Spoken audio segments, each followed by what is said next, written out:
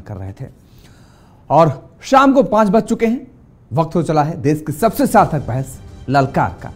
ललकार तो लगी है इन दिनों 5 राज्यों के विधानसभा चुनाव को लेकर के और सभी राजनीतिक दलों की तरफ से। तो 9 अक्टूबर को चुनाव आयोग ने 5 राज्यों के चुनावों का ऐलान कर कई कयासों को विराम दे दिया। साथ ही 2024 में लोकसभा चुनाव को महाभारत के पहले कई मुद्दों की आजमाइश की पहली लड़ाई का इंतजार खत्म कर दिया गया।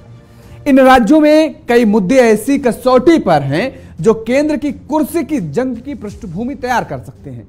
और खास तौर पर हिंदी पट्टी के 3 राज्य जिनमें मध्य प्रदेश, राजस्थान और छत्तीसगढ़, इनमें मुख्य लड़ाई भारतीय जनता पार्टी और कांग्रेस के बीच होनी है। इन दोनों के बीच केंद्र में भी मुख्य मुकाबला होना है। मध्य प्रदेश की कुर्सी बीजेपी की, तो राजस्थान और छत्तीसगढ़ की कुर्सी कांग्रेस को बचानी है। इनमें छत्तीसगढ़ की अहमियत प्राकृतिक संसाधनों के मद्देनजर खास है, जबकि कांग्रेस ने 3 राज्यों में अपने उम्मीदवारों की लिस्ट जारी कर चुनावी रणभूमि में बढ़त बना ली है। तेलंगाना में मुख्य मुकाबला बीआरएस और कांग्रेस के बीच बताया जा रहा है। बीजेपी लड़ाई में खास मजबूत नहीं दिख रही है और बीआरएस के साथ अगर हम बात करें कांग्रेस का, तो अपनी गारंटियों को लेकर दोनों दल जनता के बीच में पहुंच रहे हैं। चुनाव आया है और तोहफे लाया है। जनता को किसका तोहफा पसंद आएगा, अपने मेहमानों से हम जानने की कोशिश करेंगे। 5 राज्यों में विधानसभा चुनाव होने हैं और 5 राज्यों में अलग अलग पार्टियों की तरफ से अलग अलग तर्क दिए जा रहे हैं और अपने अलग अलग दावे किए जा रहे हैं और जीत का दम भी भरा जा रहा है। लेकिन सबसे बड़ा सवाल यह है कि जो लोक लुभावने वायदे भी किए जा रहे हैं, इन वायदों में जनता को किसके वायदे पसंद आएंगे, सबसे बड़ा सवाल यहां पर यह उठ रहा है। तेलंगाना में तमाम तरीके के कयास लगाए जा रहे हैं। खास तौर पर बीआरएस के लिए सबसे बड़ी चुनौती है, क्योंकि अपना गढ़ बचाना है, सत्ता बचानी है, कुर्सी बचानी है और कांग्रेस को सत्ता पर काबिज होने की ललक बनी हुई है, जबकि भारतीय जनता पार्टी के पास कुछ खोने के लिए नहीं है। पिछले चुनाव में 1 सीट पर भारतीय जनता पार्टी को जीत मिली थी और इस बार अब भारतीय जनता पार्टी कितनी बढ़त बना पाएगी, यह आने वाला वक्त बताएगा। आज हम इसी मुद्दे पर चर्चा करेंगे और हमारे साथ कुछ मेहमान जुड़े हुए हैं। आपका तारुफ करा देते हैं। मुकेश त्यागी जी हैं, भारतीय जनता पार्टी के प्रवक्ता हैं, और मनीष गुप्ता जी हैं, राजनीतिक विश्लेषक हैं। रितु चौधरी जी हैं, कांग्रेस की प्रवक्ता हैं। रेखा राव जी हैं, बीआरएस समर्थक हैं। आप सभी मेहमानों का हमारे साथ जुड़ने के लिए, समय देने के लिए बहुत बहुत धन्यवाद और सभी का स्वागत है। सबसे पहले रेखा राव जी,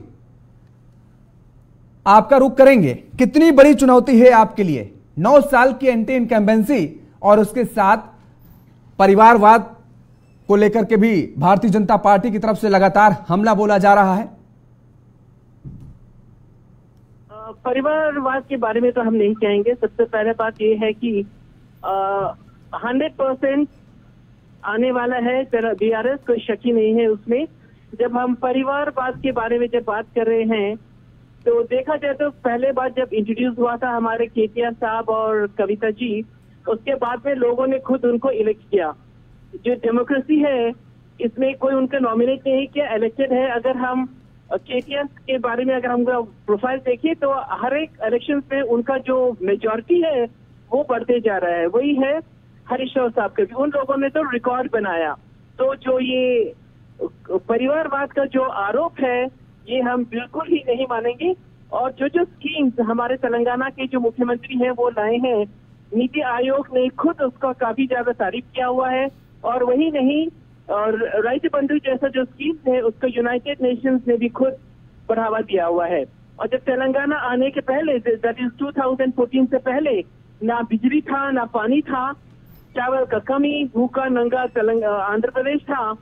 2014 के बाद राइस इतना ग्रो हो रहा है कि उसको स्टोर करने के लिए हमारे पास वो ग्रेनरी नहीं है एंड एक्सपोर्ट हो रहा है। तो हर एक चीज आप देखो, चाहे वो कल्याण लक्ष्मी हो, शादी मुबारक हो, या फिर स्कॉलरशिप्स हो, हर एक वाला में तेलंगाना आगे है, कोई शक ही नहीं है उसमें। ठीक है, लेकिन यहाँ पर आप चुनौती किससे मानती हैं? क्योंकि जो एग्जिट पोल आ रहे हैं उसमें तो आपको और कांग्रेस को आमने सामने दिखाया जा रहा है, कड़ी टक्कर दिखाई जा रही है। आपको क्या लगता है, मुख्य चुनौती है आपके सामने कौन विपक्षी दल जो आपकी मुश्किलें बढ़ाता नजर आ रहा है? तेलंगाना में जो बीआरएस है वो पूरा राज करेगा। हमें किसी से कोई डर नहीं है, खतरा नहीं है, कंपटीशन भी नहीं है। ये जो है बीजेपी हो या कांग्रेस हो, ये एक सीजनल रेन की तरह है, मौसमी बारिश की जैसा है। वो लोग आएंगे जाएंगे। अभी सेंट्रल में दिल्ली में इतना टेंशन है कि हर एक 2 दिन में दिल्ली से लोग आ रहे हैं प्रचार के लिए, बस पैसा देकर लोग जमा कर रहे हैं। राव जी, उनकी पार्टी है, वो प्रचार करने पहुंचेंगी, जाहिर तौर पर देश भर में प्रचार कर रही हैं, राजनीतिक दलें हैं। अगर आपका कहीं दूसरे राज्य में होता तो आपके नेता भी पहुंचते, लेकिन सवाल यहां पर यह अहम बन जाता है कि आपके ही नेता बगावत करके पार्टी से कांग्रेस का दामन थामते हैं, तो क्या आपको लगता नहीं है कि ये मुश्किलें बढ़ाएंगी? नहीं, बिल्कुल नहीं। बिकॉज जो पोजीशन है हमारा तेलंगाना में, मुकाबला कोई है ही नहीं। कांग्रेस का तो कोई सवाल ही नहीं है। बीजेपी भी दूर दूर तक हमारे साथ मुकाबला नहीं कर सकते हैं, इसमें कोई शक ही नहीं है। आप हर एक स्कीम देख लो, जो तेलंगाना के लोग हैं वो लोग जानते हैं बीआरएस आने के पहले, तेलंगाना आने के पहले क्या हाल था और अभी क्या है। आप एक बार आके देखो, एक एरिया में इतना ज्यादा नहीं, वो अच्छी बात है। आप अपने सरकार के कामों का बखान कर रही हैं, लेकिन हमारा सवाल यही है कि जिस नेता को लेकर के उम्मीदवारी उसकी तय कर दी जाती है मुख्यमंत्री की तरफ से 21 तारीख को हनुमंतराव साहब की, और 22 तारीख को वो बगावत कर जाते हैं, उसके बाद कांग्रेस के दरवाजे जाते हैं, खटखटाते हैं, कांग्रेस के घर में प्रवेश भी कर जाते हैं। आपके पूर्व सांसद जो हैं वो कांग्रेस का दामन थाम लेते हैं, 35 नेता एक साथ चले जाते हैं पार्टी छोड़ करके। तो ये क्या आपको लगता नहीं है कि ये बड़ा घटनाक्रम है और इसका नुकसान उठाना पड़ सकता है? नहीं, डेमोक्रेसी में जिसको जब मन है वो लोग आ सकते हैं, जा सकते हैं, कोई बड़ा बात नहीं है। आजकल का जो जमाना है उसमें क्या हो रहा है, जिसको अगर कोई पोजीशन नहीं मिला, कोई पद नहीं मिला, तो वो लोग छोड़ देते हैं। ऐसा जो पॉलिटिशियंस है, राजनीतिक है, वो लोग अच्छा है, वो लोग चले जा रहे हैं। अगर हम चाहे कांग्रेस देखें, बीजेपी देखें, बीआरएस, आना जाना हर एक जगह में है। ये कोई खास बात नहीं है, कोई बड़ा बात नहीं है। ये डेमोक्रेसी में ये है। ठीक है। ऋतु चौधरी जी, कितना फायदा होगा आपको जो बीआरएस के नेता आपके साथ आ रहे हैं, और किस तरीके की रणनीति है तेलंगाना में? क्योंकि बड़ी मजबूती के साथ कांग्रेस चुनाव लड़ रही है वहां पर, हालांकि हर जगह लड़ रही है, लेकिन तेलंगाना में अब इस बार दावा कर रही है कि वो सत्ता पर काबिज होने जा रही है। इतनी आसान भी नहीं है ये राह। देखिए, तेलंगाना जो है वो हमेशा से कांग्रेस के बहुत दिल के करीब रहा है, सोनिया जी के बहुत दिल। तो इसका एक तो ये है कि तेलंगाना के जो जनता है उसको जितना संभव हो सके उतना ही उसको जो है लाभ देने की कोशिश जो है वो कांग्रेस की है कि जितना ज्यादा जो है जनता जो है त्राही माम किया है बीआरएस के समय में, उतना ही उसको सुकून देने का और उसको सुविधाएं देने का जो है काम कांग्रेस ने किया है। ये कांग्रेस की जो 6 गारंटियां हैं वो इस बात का सबूत है कि कांग्रेस जो है तेलंगाना की जनता का दर्द समझती है और वो किस दर्द से गुजर रही है वो समझती है। और तेलंगाना के बीआरएस के नेताओं का लगातार जो है कांग्रेस में आना इस चीज का सीधा सबूत है कि कहीं ना कहीं जो है बीआरएस में असंतोष है, और ना ही जनता उनसे खुश है, ना ही उनके नेता उनसे खुश है। यही कारण है कि नेता जो है कांग्रेस की तरफ दौड़ रहे हैं और जनता जो है कांग्रेस की तरफ दौड़ रही है। अभी आपने हाल में ही देखा होगा कि राहुल जी की एक रैली हुई थी तेलंगाना में। रैली कहना भी उसको उचित नहीं होगा, उसको रैला कहना चाहिए। लाखों लोग उसमें रैली में थे, दूर तक जहां तक नजर जा रही थी केवल लोग ही लोग दिखाई दे रहे थे। कोई मतलब पूरे भारत में ये एक चर्चा का विषय बन गया था। हर एक पार्टी के ऑफिस में ये एक चर्चा का विषय बन गया था कि राहुल जी की रैली में इतनी भीड़ थी कि जितनी आज तक देखी नहीं गई किसी भी रैली में। ये तेलंगाना का एक तरह से जो है मौन जो है बिगुल उन्होंने बजा दिया है कि अब जो है आने वाली सरकार जो है वो कांग्रेस की है। तो ये ऋतु चौधरी जी, आपने अच्छी बात कही। ठीक है, रैली नहीं वो रेला था, क्या था वो आप अपने मुताबिक कह सकते हैं, शब्दों का चयन कर सकते हैं और उनको नाम दे सकते हैं। लेकिन हमने अगर पिछले चुनावों को देखें, केवल तेलंगाना ही नहीं अन्य राज्यों को देखें, देश के चुनावों को हम देखें, जब नेता रैली करते हैं तो उनकी रैलियों में भीड़ होती है, लेकिन उस भीड़ को वोट बैंक में तब्दील कर पाना नेताओं के लिए और पार्टी के लिए बड़ी चुनौती होती है, और यह चुनौती कांग्रेस के सामने भी आएगी। दूसरी बात, अगर हम हैदराबाद निकाय चुनाव का जिक्र करें, उपचुनाव का जिक्र करें, भारतीय जनता पार्टी की जो स्थिति 2014 और 2018 में थी उससे बेहतर उपचुनाव में बीजेपी अपने आप को मजबूत कर पाई है। निकाय के चुनाव में जो आए हैं, जो सीटें उसको मिली है, वो भी एक साबित करता है कि बीजेपी भी अपनी मजबूती लगातार बढ़ा रही है वहां पर और उसको ग्रोथ मिल रही है वहां पर। देखिए, तेलंगाना जो है, पहले आपके पहले सवाल का जवाब दे दूं। तेलंगाना जो है कर्नाटक से लगता हुआ राज्य है, और कर्नाटक में आपने बोला कि रैली तो होती रहती है। आप जो अगर रैलियों का कंपैरिजन करेंगे तो आप देखेंगे कि राहुल गांधी जी की या जो है कांग्रेस के किसी भी लीडर की जो रैली होती है वो रैली कहलाने के लायक है। लेकिन जो भाजपा की अन्य किसी पार्टियों की अभी रैलियां हो रही है, हमारे जो विरोधी पार्टियां हैं उनकी, तो उसमें कुर्सियां खाली पड़ी हुई हैं, दूर तक लोगों की कुर्सियों पे खाना पड़ा हुआ है, रैली में बाकायदा खाना दिया जा रहा है। पहले ऐसा होता था कि खाना वाना अगर मिलता था रैली में तो भीड़ बहुत ज्यादा बढ़ जाती थी, लेकिन अब तो ये खाना दे रहे हैं, पानी दे रहे हैं, कोल्ड ड्रिंक दे रहे हैं, तब भी लोग इनकी जो है रैलियों में नहीं आ रहे हैं। इसका सीधा सीधा जो है वो संदेश यही है कि जनता जो है इन्हें सिरे से नकार चुकी है। जनता नहीं चाहती इन भ्रष्टाचारी पार्टियों का दोबारा से आना, वो नहीं चाहती। वो चाहती है कि कांग्रेस की सरकार आए और एक सुकून की सांस वो ले सके। लोग 500 रुपए का, जो अभी 1200 रुपए का सिलेंडर है, उसे कम से कम 500 रुपए में जो है गृहिणियां ले सके। शिक्षा पर ध्यान दिया केसीआर साहब तो कह रहे हैं हम 400 रुपए में देंगे, मतलब वो आपसे भी 100 रुपए कम कर रहे हैं। जी नहीं, देखिए, कहने में और करने में बहुत अंतर होता है इस चीज में। अगर 100 रुपए कम थे तो अभी तक क्या कर रहे थे? अभी तक जो सरकार चलाए थे कर देते कम, क्यों नहीं किया? लेकिन ये तो जुमलेबाजी जो है, जब चुनाव के समय पे करना और वाकई में काम करके दिखाना, वो कांग्रेस की सरकारों ने दिखाया है। ये भी देखा होगा, ठीक है, कर्नाटक की सरकार, राजस्थान की, हिमाचल की, जैसे ही सरकार बनी, सूरज ढलने से पहले वायदों को पूरा किया गया, किसानों का कर्जा माफ किया गया। ये कांग्रेस पार्टी है। ठीक है, जवाब ले लीजिए रेखा राव जी से, उसके बाद आते हैं मुकेश त्यागी जी के पास। रेखा राव जी,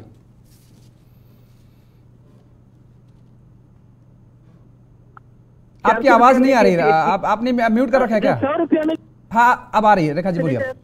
हाँ, तो उन्होंने कहा कि जो देना था पहले देना। एक बात हम बताना चाहेंगे, जो मैनिफेस्टेशन है तेलंगाना गवर्नमेंट की, जो आप हिस्ट्री देखोगे, जो मैनिफेस्टेशन है उससे 80-90% ज्यादा काम हो रहा है। तो मैनिफेस्टेशन में जो है नहीं है, उससे डबल ट्रिपल काम हुआ है और ये होने भी जा रहा है। और कितने सारे सुविधाएं हैं। फॉर एग्जाम्पल, अभी गैस सिलेंडर 400 रुपया का हो गया।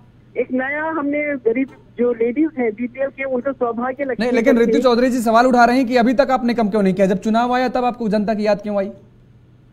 अगर ये है तो इससे पहले अगर हम सरकार देखें, अगर इससे पहले जो टेन्योर था तो 80% मोर स्कीम्स वर इंट्रोड्यूस, तो उसमें कोई सवाल नहीं है। तो राइट बंधु है, अभी कितना ज्यादा कर दिया।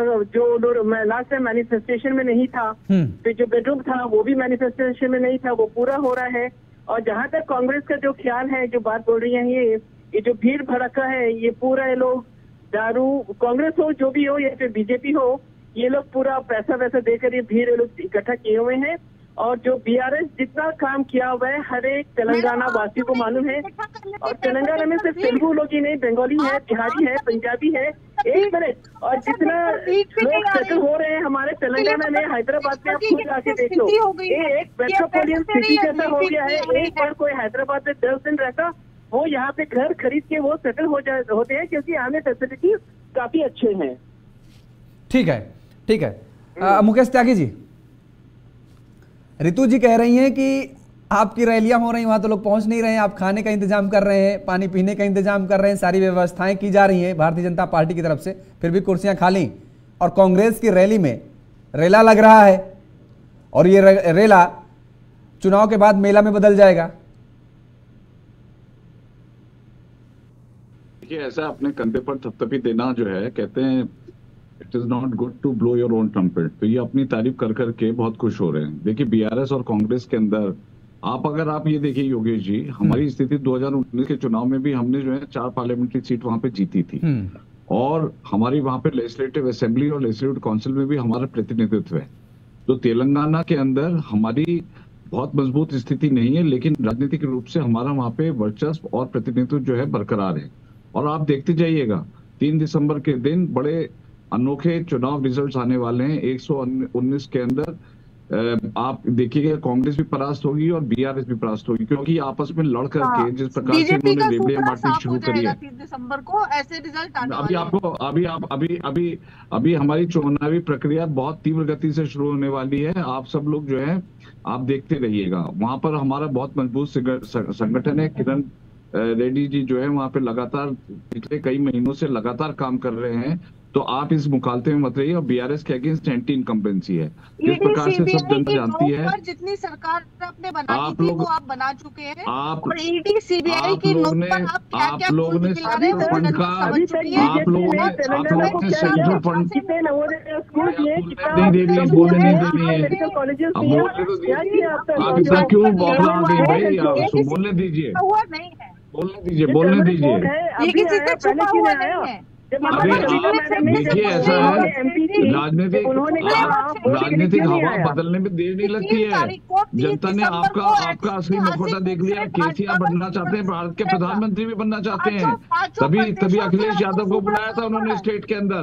उन्होंने राष्ट्रीय पार्टी भी खोली है। उनको पता लगने लगा है कि अब इनका जो दिल है वो तेलंगाना में कम है, भारत के प्रधानमंत्री बनने का ज्यादा है।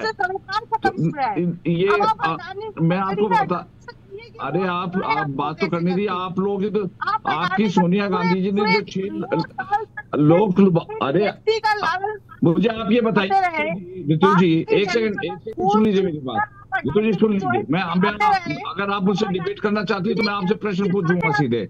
आप मुझे बताइए सोनिया गांधी ने जो आज निशान खरीदने वाला है भारत की राजनीति से, उसको नहीं दिलवा पाएगा। कोयले की ऐसी खालिक लगी है आपके मुंह पर। इनको आपने बोलने का मौका दिया, मैं नहीं बीच में बोला। ऋतु जी एक सेकंड सुन लीजिए। ऋतु जी सुन लीजिए, मुकेश जी कुछ कह रहे हैं, उनकी भी सुन लीजिए। आपका मुंह जो है साफ नहीं होने वाला। मुकेश जी को अपना पक्ष रखने दीजिए, उसके बाद ठीक है आते हैं आपके पास। ऋतु जी आ रहे हैं। हाँ मुकेश जी बोलिए आप। मैंने बहुत डिसिप्लिन से आपकी बातें सुनी। अगर आपके अंदर इतना भी बेसिक मैनरिज्म नहीं है तो आप क्यों डिबेट करती हैं इस प्रकार से? नहीं बोलिए, त्यागी जी बोलिए, आप बोलिए। मैं जी ये कह रहा हूँ कि आज सोनिया गांधी जी ने जिस प्रकार से छह जो है इन्होंने वायदे किए हैं कि हम तेलंगाना की जनता के साथ 6 वायदे करेंगे। देखिए मेरा मौलिक रूप से जो डिफरेंस है वो ये है कि आप ने सुप्रीम कोर्ट ने भी कहा है और तमाम आरबीआई ने भी कहा है कि आप कोई भी ऐसी पॉलिसी, ऐसी भी लुभावने नहीं अनाउंस कर सकते जहां पे आपके पास पूरे साधन नहीं हो। तो बुनियादी तौर से इन लोगों ने ऐसे ऐसे अनाउंसमेंट कर डाले हैं। इन्होंने ये नहीं बताया कि बजटरी एलोकेशन कहां से करेंगे। कोई भी एलोकेशन 20% जीएसडीपी से ऊपर जाता है तो मैं समझता हूँ कि वो एक प्रकार से, लेकिन अगर जनता, अरे त्यागी जी एक सेकंड रुकिए, ऋतु जी एक सेकंड रुकिए, ऋतु जी एक सेकंड रुकिए, त्यागी जी। लेकिन अभी हाल ही में त्यागी जी तेलंगाना से सटा हुआ राज्य है कर्नाटक, और अभी हाल ही में वहां पर चुनाव हुए। 62,000 अभी हाल ही में वहां पर चुनाव हुए। कांग्रेस ने वहां पर भी जनता के बीच गई और अपने वायदे रखे और उन वायदों को जनता ने स्वीकार किया। कांग्रेस को वहां एक शानदार जीत मिली। तो क्या आपको लगता नहीं कि कर्नाटक का असर यहां तेलंगाना में भी देखने को मिल सकता है? देखिए वही मैं बता रहा हूँ योगेश जी, कर्नाटक में इन्होंने 62,000 करोड़ का कर्जा जो है देश के जीएसडी पे किया हुआ है। हाँ। उसका कर्नाटक के जीएसडी पे किया हुआ है। हिमाचल प्रदेश की स्थिति आप देख लीजिए, वहां पे चरमरा चुकी है। वहां पे इन्होंने ओल्ड पेंशन स्कीम को ला करके, इनके पास कोई वित्तीय सोर्सेज नहीं थे जिसके आधार पर इन्होंने स्कीम अनाउंस करी। हवा में स्कीम अनाउंस करना और जमीन पे लेकर के आना में बहुत बड़ा फर्क है। आप हिमाचल में देख लीजिएगा, वहां की आर्थिक स्थिति चरमरा जाएगी। इवन कर्नाटक में भी आर्थिक स्थिति इनकी चरमरा जाने वाली, क्योंकि चुनाव जीतने के लिए इन्होंने बिना कुछ सोचे हुए, इन्होंने बिना कुछ सोचे असुरक्षा की भावना में सब कुछ बोल दिया। इनको लगा हम पावर में तो आएंगे नहीं, बोल दो। तो ऐसे ये तेलंगाना में बोले जा रहे हैं। तो अगर आप स्टैटिस्टिक्स उठा के देख लीजिए तो हर अरे आपको पहले कम से फाइनेंशियल, ये नहीं तो मुझे बताइए आपके पास कहां से फाइनेंशियल सोर्सेज है? अच्छा मुझे आप बता दीजिए, मुझे आप ये बताइए टोटल कितना इंपैक्ट पड़ेगा, फाइनेंशियल इंपैक्ट जो आज 6 वायदे आपने स्टेट के लिए किया, क्या फाइनेंशियल इंपैक्ट आएगा जरा बताइए। क्या रेशियो होगा जीएसडीपी का? आप इसका जवाब दीजिए। इंटेलेक्चुअली बात करिए, ऐसे मत बोल दीजिए। पूरे जितने भी हमारे संसाधन थे वो बेच के जो अडानी के हिस्से कर दिए, उससे कितना नुकसान उनके कर दिया। इतने सालों के लिए आपने जो है भारत देश को पीछे अरे कर आप दिया। मुझे बताइए जब ना, भारत आपका देश टोटल ही फाइनेंशियल जनता इम्पैक्ट क्या है? आप अच्छा ठीक है, दोनों लोगों को रोकेंगे, दोनों। ऋतु जी आपको रोकेंगे, एक सेकंड रुकिए। अब ऋतु जी मुकेश त्यागी जी आपको भी रोकेंगे, एक सेकंड रुकेंगे। ठीक है, अब रुकिए रुकिए, ठीक है चौधरी जी रुकिए, ऋतु जी रुकिए। मनीष जी, आपने तीनों लोगों को सुना और आप लगातार देख भी रहे हैं क्या परिदृश्य बन रहा नजर आ रहा है। सभी राजनीतिक दल अपनी पूरी ताकत झोंक रहे हैं। आपको क्या लगता है कि तेलंगाना में इस बार किसका खेल बिगड़ने वाला है? क्योंकि कांग्रेस भी इस बार, ऋतु चौधरी जी कह रहे हैं और उन तस्वीरों को हमने देखा, आपने भी देखा, कि ये तो सच है कि भीड़ तो जबरदस्त उमड़ी थी रैली में, लेकिन क्या वो भीड़ वोट बैंक में तब्दील हो पाएगी? क्या केसीआर साहब के लिए इस बार चुनौती कांग्रेस बढ़ा सकती है? और बीजेपी को, क्योंकि हमने पहले भी कहा कि बीजेपी को वहां पर सत्ता बनाने की बहुत बड़ी ललक नहीं है, आया तो आया और नहीं आया तो कुछ खोया नहीं बीजेपी ने, क्योंकि एक सीट पिछली बार जीत दर्ज की थी। इस बार बीजेपी के लिए कि कितनी सीटें वो बढ़त बना सकती है, तो पूरा खेला क्या हो सकता है? नजर क्या आ रहा है आपको तेलंगाना में? स्पीकर बंद। अच्छा देखिए, ऐसा है, आप समझिए कांग्रेस की पोजीशन इस समय बेहद मजबूत है। हाँ, इसलिए नहीं मजबूत है कि कांग्रेस ने कोई अच्छा काम कर दिया है, कांग्रेस ने अपनी विचारधारा में कोई चेंज ले आए हैं। कांग्रेस खुलेआम रिश्वत बांटने जैसा काम कर रही है। भाई इंदिरम्मा इंदू गारंटी क्या मतलब है? जिसके पास घर नहीं है उन्हें 5 लाख की सहायता। यानी अगर एक पिताजी के पास घर है, माताजी के पास नहीं है, तो माताजी को 5 लाख। अगर 3 बेटे हैं, तीनों के पास घर नहीं है, तीनों को 5-5 लाख रुपए। यानी कितने 100 करोड़ चाहिए, अभी कैलकुलेट करना बाकी है। जो तेलंगाना आंदोलन में लड़े उसमें सबको 250 गज के प्लॉट मिलेंगे। कौन लड़े, कौन नहीं लड़े, कौन जेल गए, सबको मिलेंगे। यानी क्या बचेगा तेलंगाना में नहीं पता, लेकिन 5 लाख सबको मिलेंगे। एक एक परिवार में एक को मिलेंगे, 2 को मिलेंगे, 1 भाई को, 2 भाई को, तीनों भाई को, बाप को, किसको मिलेंगे नहीं पता, बट सबको पैसे ही पैसे मिलेंगे, 5-5 लाख रुपए। तो वो लोग अपना वोट क्यों नहीं देंगे भाई? उन्हें क्या चाहिए? अगर सरकार कह रही है कि हम 5 लाख रुपए देंगे तो वोट मिलता है। अब आइए, हर महिला को 2,000 रुपए मिलेंगे, ठीक है, 500 रुपए सिलेंडर मिलेगा, और बाकी उसकी जो तेलंगाना की बस सर्विस है उसमें फ्री सर्विस। वाह, मजा आ गया भाई, मजा क्या आया आपको? फ्री बस और 2,500 रुपए एक्स्ट्रा हर महीने। लेकिन मनीष जी, ऐसे ही कुछ वायदे तो बीआरएस भी कर रही है, ऐसे ही मिलते जुलते वायदे तो बीआरएस की तरफ से भी किए जा रहे हैं। फिर मैं आ रहा हूं ना, उसमें आ रहा हूं। इसके बाद बिजली भी फ्री, 200 यूनिट बिजली फ्री। सब लोग जिनके 400 यूनिट का बिल आता है वो 2 कनेक्शन लगवा लेंगे अपने। तो सरकार को क्यों पैसा दे? इसके बाद विद्या भरोसा कार्ड है, कोचिंग फीस में, यानी हर स्टूडेंट को 5-5 लाख रुपए देने। उसके बाद कोचिंग में वो लोग आगे देंगे। इस तरीके से पूरे देश की वित्तीय अर्थव्यवस्था बिल्कुल अच्छी हो जाएगी। और उसके बाद 4,000 की मासिक पेंशन बुजुर्गों को, बस मजा आ गया। महिलाओं को 2,500, बुजुर्गों को 4,000। तो बस एक एक परिवार को आप 20-20 हजार रुपए महीना देते रहिए, और उसके 5-5 लाख रुपए दे दीजिए, और उसके छात्रों को 5 लाख के अलग से विद्या भरोसा कार्ड दे दीजिए, और उसके बाद 15,000 रुपए किसानों को सालाना देने हैं। और अगर घर में कोई मजदूर है और बुजुर्ग है तो उसको 12,000 रुपए अलग से देने हैं आपको।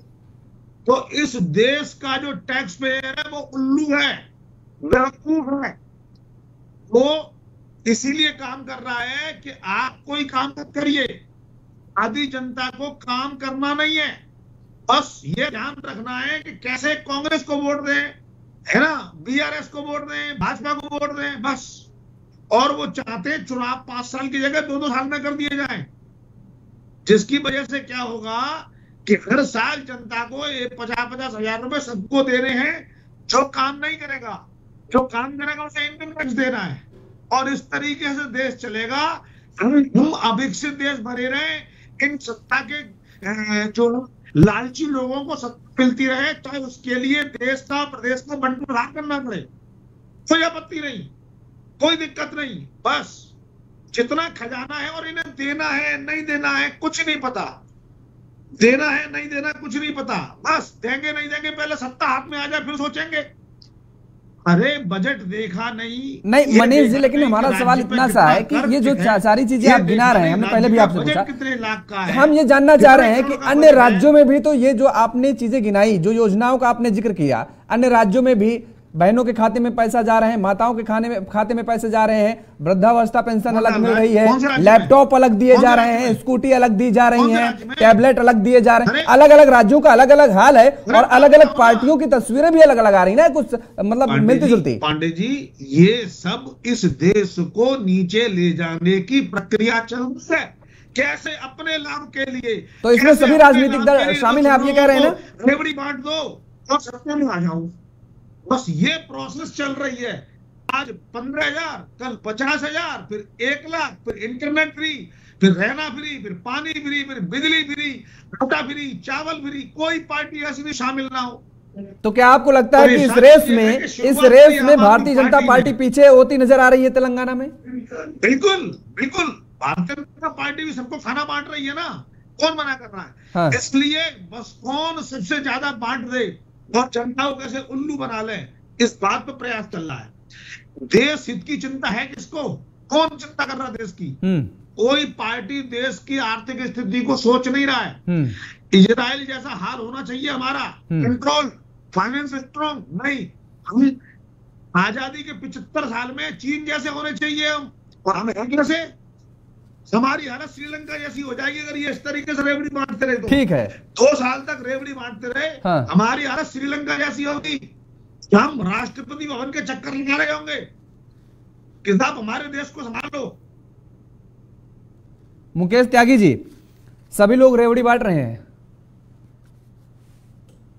ऐसा है, मैं आपको बताऊं, आप एक बहुत बारीक लाइन है, एक तो जो कल्याणकारी स्कीम्स होती हैं और फ्रीबीज के अंदर, भारत के संविधान के अंदर कल्याणकारी स्कीम के लिए आपको एक बजटरी आवंटन करना पड़ता है, उसके आधार पर आप जो है कल्याणकारी समिति बना सकते हैं, उसके अंदर भेदभाव नहीं होता। ये चुनाव के वक्त में आकर के इस प्रकार से बिना किसी विश्लेषण किए हुए आर्थिक स्थिति के ये लोग अनाउंस कर देते हैं और जनता को प्रलोभन में ला करके उसके बाद कितनी ग्राउंड पर इम्प्लीमेंटेशन होती है, सबसे बड़ा इशू ये है। ये देखा जाए तो ये आचार संहिता का एक उल्लंघन है, सेक्शन 123 का, जिसके अंदर बिल्कुल लिखा जाता है साफ साफ कि आप किसी प्रकार से ब्राइब या इन्फ्लुएंस नहीं कर सकते। ये एक ब्राइबरी है। मैं सैद्धांतिक रूप से और व्यक्तिगत रूप से इसके बहुत खिलाफत हूं, क्योंकि इसके अंतर्गतवा जो है इसके असर बहुत गंभीर होंगे। आप 1948 में 1975 तक चाइना की जीडीपी इंडिया से बहुत आगे थी, लेकिन इस प्रकार की स्कीमों को ला करके, और जिसका मैं समझता हूँ जनक जो है कांग्रेस है, और जिस प्रकार से सब में होल्ड लगी और उसके ऊपर है केजरीवाल जी, और इसके बाद अब ये अपना टीआरएस, ये केसीआर भी लगातार 400 रुपए का सिलेंडर हो सकता है। कल कांग्रेस वाले कहते हैं हम फ्री में गैस का सिलेंडर देंगे। ये इतने असुरक्षित की भावना से ग्रसित हैं कि ये स्टेट के आर्थिक स्थिति को ना ध्यान करते हुए इनको वोट खींचने हैं।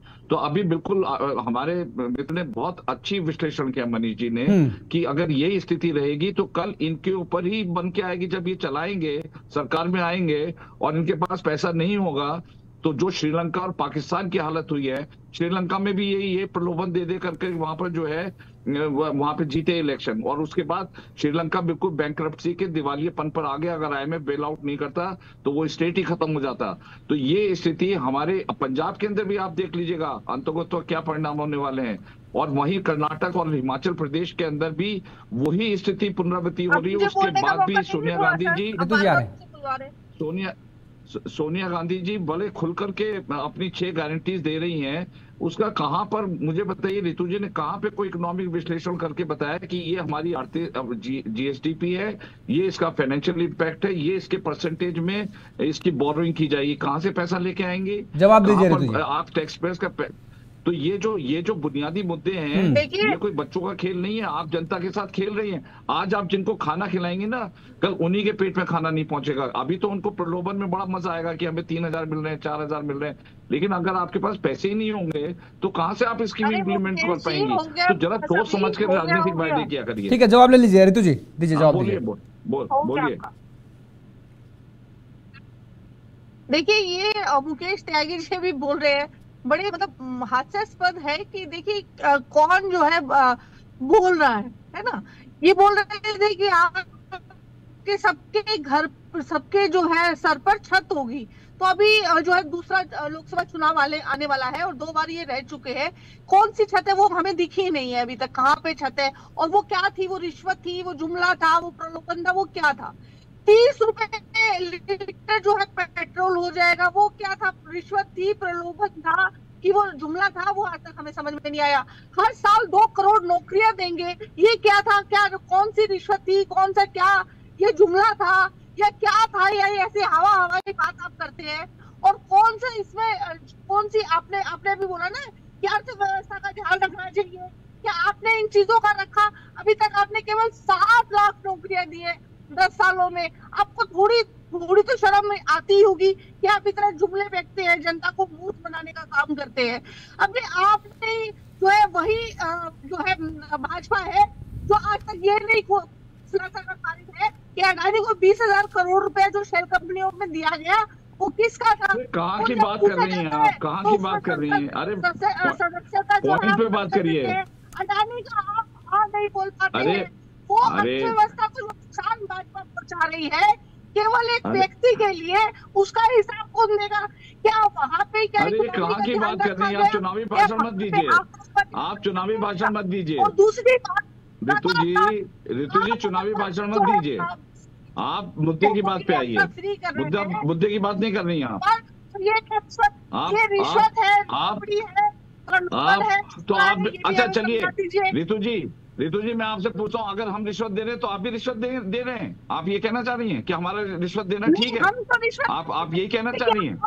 नहीं, आप क्या कर रही हैं फिर? मुझे ये बताइए, अगर आप हमारी बात को रिश्वत कर रही हैं तो आप मुझे बताइए कौन सा परोपकारी कार्यक्रम कर रही हैं, जरा बताइए मुझे। अरे मैं आपसे पूछ रहा हूँ, आप रिश्वत दे रही हैं? आप रिश्वत दे रही हैं, ये जन कल्याण काम कर रही हैं? मैं आपसे पूछ रहा हूँ, योगेश जी पूछिए इनसे प्रश्न, ये अपने इसको क्या कहती हैं? अगर ये हमसे समानता, अगर आप हमसे समानता कर रही हैं तो आप क्या कर रही हैं? इसका जवाब दे दीजिए मुझे आप। कमाल है भाई, आप हमारे, अच्छा ठीक है, आप हमारे योगेश जी, आप इनसे ये केंद्र बिंदु वाला प्रश्न है, ये क्या कर रही है? रिश्वत दे रही है, रेबड़ी बांट रही है, क्या कर रही है ये? इनसे पूछिए जरा। ऋतु जी बताइए, आप रिश्वत, त्यागी जी पूछ रहे हैं रिश्वत दे रही है या जन कल्याणकारी योजनाओं के लिए आप कहां से पैसे लाएंगे, वो भी तो बताइए। वो कह रहे हैं रिश्वत देने, तो ये क्या कर रहे हैं? आप क्या कर रहे हैं वहां पे बताइए? आप क्या वहां पर प्रसाद बांट रही हैं? घोषणाएं करती है, आप घोषणाएं करते हैं, तब आप कहां से, वो आपके पास क्या बजट होता है? अरे तो आप अपनी घोषणाओं, ऋतु जी अपनी घोषणाओं को आप किस कैटेगरी में डालती हैं? नहीं मुझे, अरे आप इसका जवाब नहीं दे रही हैं कि आप अपनी घोषणाओं को किस कैटेगरी में डालती हैं। कमाल हो गया भाई, आप जवाब नहीं दे पा रही हैं। चलिए ठीक है, अच्छा एक सेकंड रुकिए ऋतु जी, अब रुकिए। रेखा राव जी, अभी आपने सुना मनीष गुप्ता जी ने कहा कि रिश्वत एक तरीके से दिया जा रहा है सभी पार्टियों की तरफ से। आज 400 में सिलेंडर, सत्ता पाने के लिए 200 में सिलेंडर, फ्री में भी सिलेंडर दे दिया जाएगा।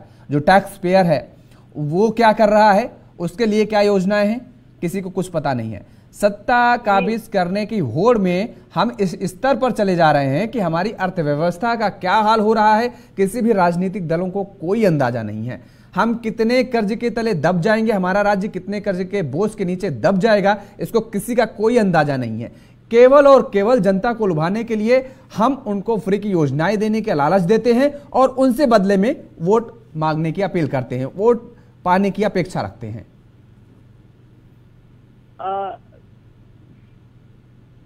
75 years of independence और भारत का ये हाल है। जब भी हम स्कीम्स बनाते हैं, there is something called long term goals और short term goals. Long term goals क्या है? रोटी, कपड़ा और मकान। अगर हम, जो भूखा है उसको पहले हमें खाना देना है, जिसके पास आशा नहीं है, घर नहीं है, एक छोटा सा मकान देना है। ये पूरा कॉन्स्टिट्यूशन ऑफ इंडिया यानी कि भारतीय संविधान में देखें तो वो right to life, right to live with dignity, उस सब के अंतर्गत में आता है। तो रेखा जी, ये तो योजना केंद्र सरकार भी चला रही है और वो तो साफ तौर पर भारतीय जनता पार्टी डंके की चोट पर कहती है कि भाई हम किसी जाति, धर्म, समुदाय को देख करके नहीं, सभी को एक समान योजनाओं का लाभ पहुंचा रहे हैं। अगर हम पहले हम तेलंगाना के बारे में कहना चाहेंगे। जो तेलंगाना आप लोग जो बोल रहे थे, गैस सिलेंडर के बारे में बोल रहे थे, आप घर के बारे में बोल रहे थे, एक उदाहरण हम देना चाहेंगे। जो राइस बंधु है, पूरा भारत में जो किसानों का जो सुसाइड है, सुसाइड रेट कम हुआ है तेलंगाना में, और एम्प्लॉयमेंट रेट है काफी ज्यादा हुआ है। मेरा कहने का लगातार धरना प्रदर्शन हो रहे हैं राव, अब लगातार प्रदर्शन हो रहे हैं। किस तरीके के विद्यार्थी सड़कों पर आ रहे हैं? आप कह रही हैं कि वहां पर रोजगार मिल रहा है, फिर प्रदर्शन क्यों हो रहे हैं? तस्वीरें क्यों सामने आ रही हैं? नहीं, जो एम्प्लॉयमेंट का जो प्रॉब्लम है वो हमें उसका परमानेंट सोल्यूशन नहीं होगा कि हर साल जो 18 इयर्स एंड अबव के लोग हैं वो बढ़ते जाएंगे। मेरा कहने का मतलब है, अगर आप स्टैटिस्टिक्स ले लो, इतना इन्वेस्टमेंट जो तेलंगाना में हो रहा है वो कहीं नहीं हो रहा है। चलिए ठीक है। एम्पावर करने का इरादा से हमारा जो बीआरएस का जो सरकार है उस दृष्टिकोण से वो लोग जा रहे हैं। फॉर एग्जाम्पल, जो गरीब है, जो बैकवर्ड है, उनको जब तक हम फ्री एजुकेशन ना दें तो कहाँ से वो लोग पढ़ेंगे, कहाँ से आएंगे? फ्री एजुकेशन की कोई बात ही नहीं कर रहा, स्वास्थ्य चिकित्सा की तो कोई बात ही नहीं कर रहा। मनोज गुप्ता जी, क्या आपको कोई बात करता नजर आ रहा है क्या? आखिरी कमेंट आपका। देखिए, ऐसा है कि ये फ्री का जाल ऐसा हो गया है कि कोई इससे हटने को तैयार नहीं है। हाँ। और जनता को मजा आने लगा है। दरअसल ऐसे में विजनरी नेता साइड में खड़ा हो रहा है, विकास की किसी को चिंता नहीं है। अभी नीतू चौधरी जी कह रही थी, वो जुमला था 15 लाख आएंगे, ये आएंगे, वो आएंगे। अरे भाई, आपको ये देखना है कि कैसे इस देश में विकास हो। इंदिरा गांधी जी एक चुनाव सिर्फ गरीबी हटाओ के नाम पर जीत गई, क्या गरीबी हटी? नहीं। क्या 60 साल राज करने के बाद भी आपको अगर इतनी बड़ी 6 गारंटी देनी पड़ी, गरीब को, मजदूर को, किसान को, छात्र को, बूढ़ों को, बड़ों को, महिला को, सबको आपको मुफ्त की रेवड़ी देनी पड़ी। एवरेज एक घर में आप 6 लाख रुपए देने लगे, और 1 लाख हर साल फिर और देंगे 5 साल तक, तो सरकार चला रहे हैं। चलिए ठीक है, मोटा मोटा यही कह सकते हैं। मनीष जी, आप ये कह रहे हैं कि गरीबी हटाओ को नारा दिया गया, गरीबी हटी नहीं। भ्रष्टाचार हटाओ को नारा दिया गया, भ्रष्टाचार हटा नहीं। नेता नारे गढ़ते हैं और उनको जमीनी स्तर पर इंप्लीमेंट करना कैसे है उनको खुद नहीं पता होता है शायद। आप ठीक कह रहे हैं कि इन नेताओं को केवल वोट चाहिए, वोट बैंक की राजनीति करते नजर आ रहे हैं। लेकिन इस बार देखना होगा कि तेलंगाना में जनता किसके साथ जाती है, विकास की राजनीति या फिर जो आप मुफ्त की रेवड़ी का जिक्र कर रहे हैं, जो राजनीतिक दल जिक्र कर रहे हैं, उनकी तरफ। फिलहाल चर्चा को यहीं पे विराम देंगे और आप सभी मेहमानों को हमारे साथ जुड़ने के लिए, समय देने के लिए बहुत बहुत धन्यवाद, बहुत बहुत शुक्रिया। तो लगातार जिस तरीके से तेलंगाना को लेकर के अब होड़ मची हुई है, सभी राजनीतिक दल पूरी ताकत झोंकते नजर आ रहे हैं और खास तौर पर केसीआर की पार्टी यानी बीआरएस के लिए बड़ी चुनौती है सत्ता बचाने की, और दूसरी तरफ कांग्रेस पूरी जीतोड़ मेहनत कर रही है सत्ता पर काबिज होने की। भारतीय जनता पार्टी भी अपना ग्राफ लगातार बढ़ाने की पूरी जुगत में बनी हुई है, लेकिन जनता किसके साथ जाती है ये आने वाला वक्त बताएगा।